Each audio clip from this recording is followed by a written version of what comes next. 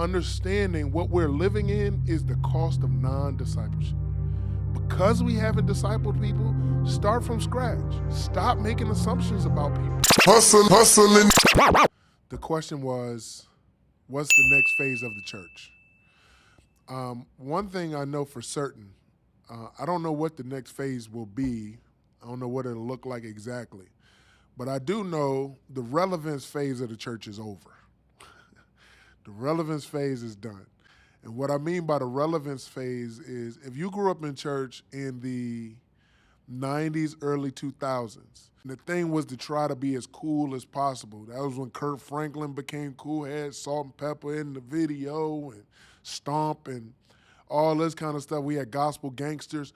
All of these were somewhat attempts to, yes, share the gospel. With, on the other end, it was, man, how do we make the gospel more approachable? How do we make church and Jesus more something that people want to be a part of?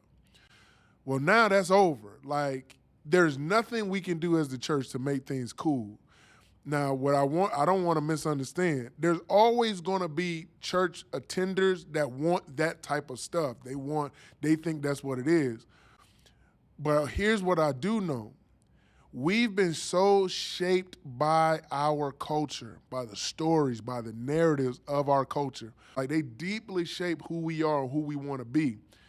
And if you try to play into, if I just dress nicely, if I say cool things, if I do all that, that's going to be my way into drawing more people into the church, that ain't going to cut it because we've been too shaped by the culture.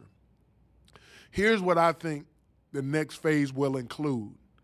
The next phase will include a deep and intentional apprenticeship to Jesus. Or what I'm saying is we're going to have to learn how to really train people in how to walk with Jesus. It can no longer be an assumption that people understand what they are supposed to do in the Christian faith.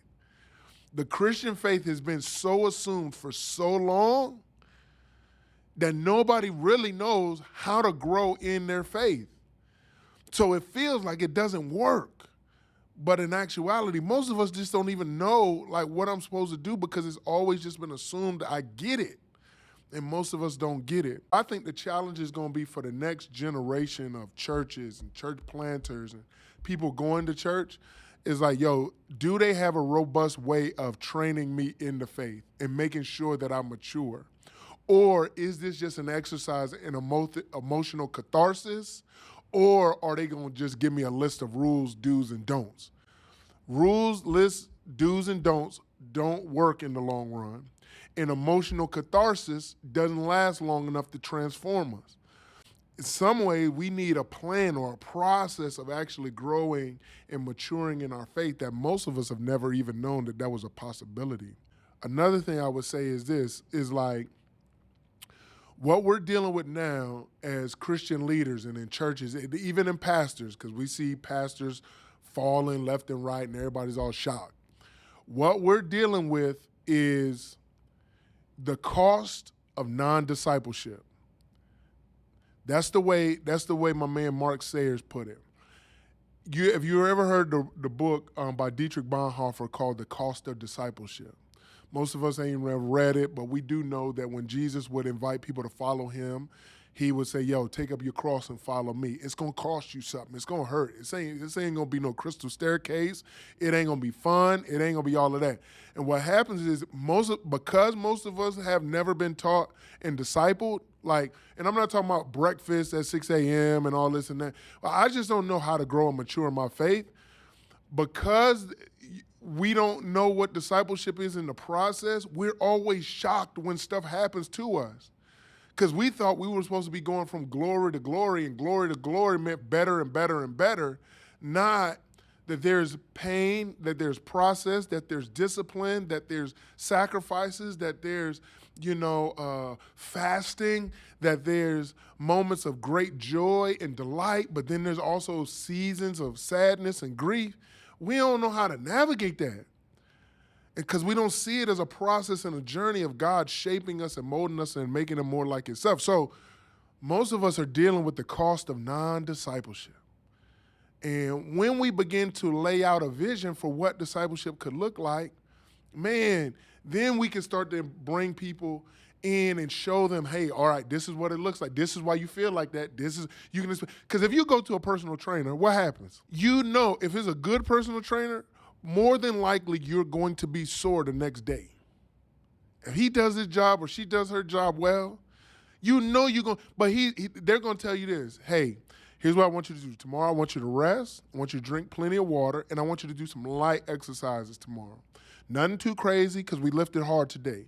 And then after 2 days of that, you should feel better. I want to see you here again, and we're going to do chest exercises or whatever.